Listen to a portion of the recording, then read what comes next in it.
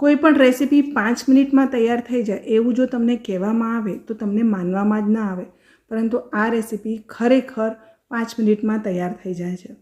એક વખત આ રેસીપીની તૈયારી કરી અને તમે આ બાઇટ્સને બનાવીને ફ્રીઝરમાં અઠવાડિયા સુધી સ્ટોર કરી શકો છો અને પછી જ્યારે ઈચ્છા થાય ત્યારે તમે તેને ફક્ત 5 મિનિટમાં જ તૈયાર કરી શકો છો.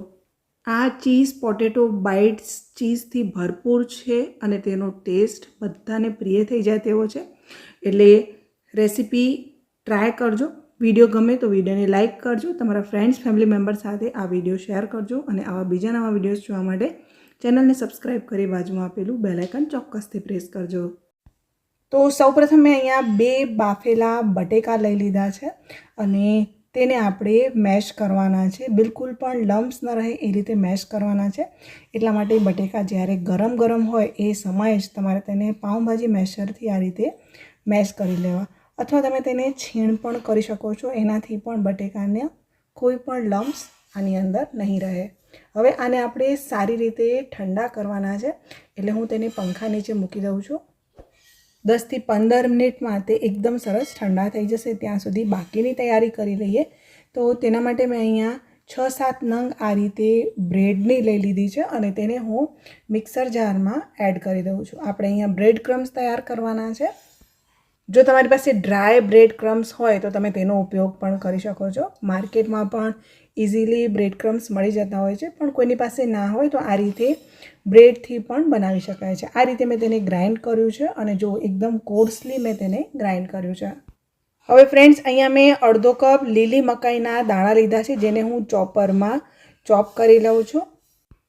આ રેસીપી માટે મકાઈના દાણા ઓપ્શનલ છે, તમે તેને સ્કીપ કરીને પણ બનાવી શકો છો, પણ અત્યારે સિઝનમાં અવેલેબલ છે એટલે મેં અડધા કપ જેટલા ઉમેર્યા છે. કોર્સલી ગ્રાઇન્ડ કરી તેને આપણે સાઈડ પર રાખીશું અને કઢાઈની અંદર મેં અહીંયા આ રીતે 2 ચમચી જેટલું તેલ ગરમ કરવા માટે મૂક્યું છે.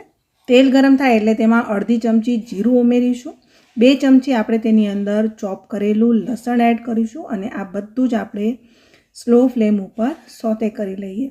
અહીંયા જો તમે લસણ ના ખાતા હોય તો તમે લસણ સ્કીપ કરી શકો છો, પણ ગાર્લિક ચીઝ પોટેટો બાઇટ્સ ટેસ્ટમાં ખૂબ જ સરસ લાગે છે, એટલે મેં ગાર્લિકનો ઉપયોગ કર્યો છે. 1 ચમચી મેં અહીંયા રેડ ચીલી ફ્લેક્સ ઉમેર્યા છે, તેને પણ આ રીતે મિક્સ કરી લઉં છું અને ત્યારબાદ તેની અંદર સમારેલા 2 લીલા મરચાં એડ કરું છું.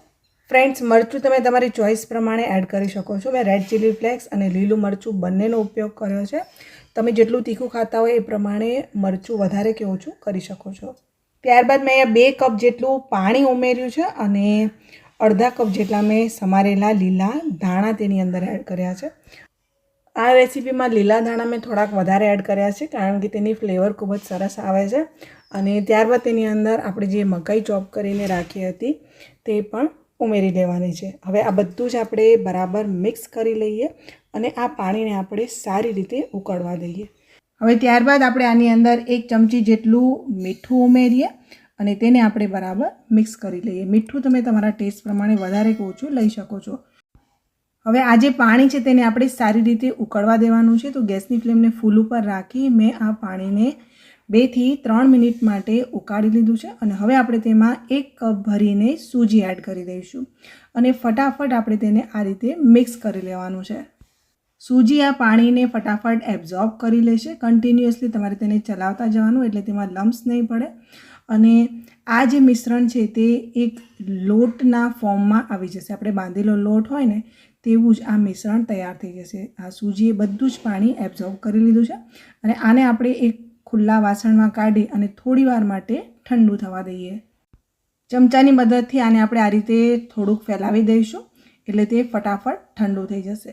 તો આ જે સૂજીનો લોટ છે એ હાથ લગાવીએ એટલું ઠંડુ થાય ત્યાં સુધી તેને ઠંડુ કરવાનું છે. બટેકા એકદમ સરસ ઠંડા થઈ જાય ત્યારબાદ આપણે તેને આની સાથે મિક્સ કરવાનું છે અને હવે આપણે તેની અંદર અડધી ચમચી રેડ ચીલી ફ્લેક્સ એડ કરીશું. આપણે સૂજીમાં તો ઉમેરી હતી, પણ બટેકાના ભાગનું મરચું મીઠું ઉમેરવાનું છે, તો અડધી ચમચી મેં મીઠું પણ એડ કર્યું છે અને થોડાક લીલા દાણા ફરીથી હું ઉમેરી લઉં છું.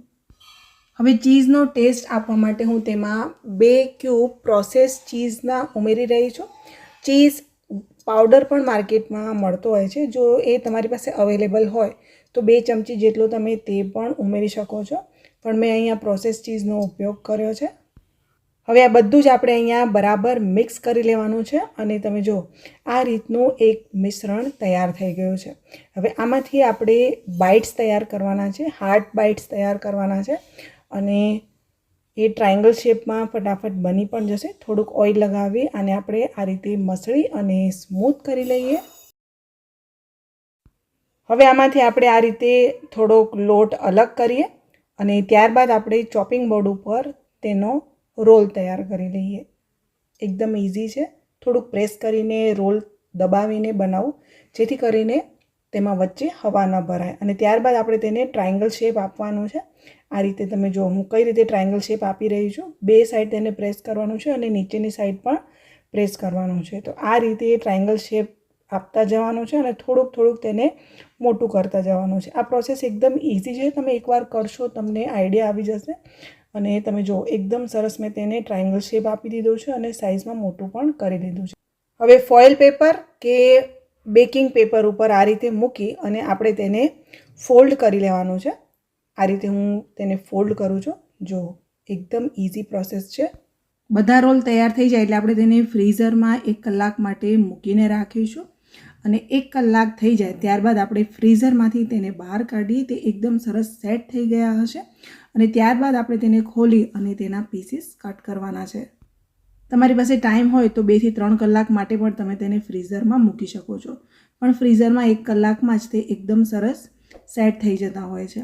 અને આ રીતે તેના પીસ કટ કર્યા બાદ આપણે તેને થોડુંક પ્રેસ કરીશું એટલે બધી બાજુએથી એકદમ સરસ તે સ્મૂથ થઈ જશે. હવે જે બ્રેડ ક્રમ્સ આપણે તૈયાર કર્યા હતા તેનાથી આપણે તેને કોટ કરી લેવાના છે. બધી બાજુએથી કોટ કરી અને થોડુંક પ્રેસ કરીશું એટલે બ્રેડ ક્રમ્સ સારી રીતે તેની ઉપર ચોંટી જશે. જો તમારે આ પ્રોસેસ ના કરવી હોય તો તમે મેદાના લોટની સ્લરી તૈયાર કરી તેમાં ડીપ કરી પછી બ્રેડ ક્રમ્સ લગાવી શકો છો, પણ આની ઉપર ઇઝીલી બ્રેડ ક્રમ્સ ચોંટી જાય છે. તો બધા જ બાઇટ્સ આ રીતે તૈયાર કરી લેવાના છે અને એક વખત આ રીતે તૈયાર થઈ જાય ત્યારબાદ તમે તેને એરટાઇટ ડબ્બામાં ભરી ફ્રીઝરમાં 8 થી 10 દિવસ સુધી સ્ટોર કરી શકો છો અને જ્યારે મન થાય ત્યારે તમે તેને ફ્રાય કરીને ખાઈ શકો છો. તો ફ્રેન્ડ્સ, આ રેસીપી માટે જે કઢાઈનો ઉપયોગ મેં પહેલાં કર્યો અને અત્યારે હું કરી રહી છું તે અગારોની હનીકોમ્બ કઢાઈ છે. સ્ટેનલેસ સ્ટીલની કઢાઈ છે અને હનીકોમ્બથી તેનું કોટિંગ કરવામાં આવે છે અને નોનસ્ટિક કરતાં તદ્દન અલગ છે અને નોનસ્ટિક જેવું કામ કરે છે. સ્ટેનલેસ સ્ટીલ લીડ આવે છે તેની સાથે અને જો તમારે તેને પરચેસ કરવી હોય તો લિંક તમને ડિસ્ક્રિપ્શનમાં મળી જશે. અહીંયા કઢાઈમાં તેલ મેં પહેલેથી જ ગરમ કરી લીધું હતું અને તેલ ગરમ થાય એટલે આપણે તેમાં આ બાઇટ્સ ઉમેરવાના છે. એક એક કરીને બાઇટ્સ ઉમેરીશું.